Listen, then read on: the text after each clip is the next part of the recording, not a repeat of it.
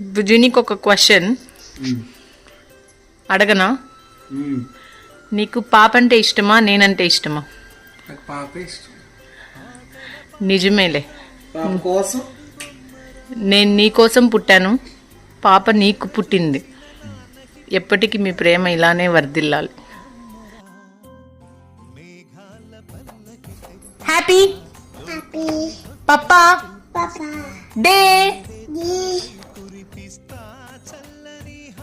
happy fathers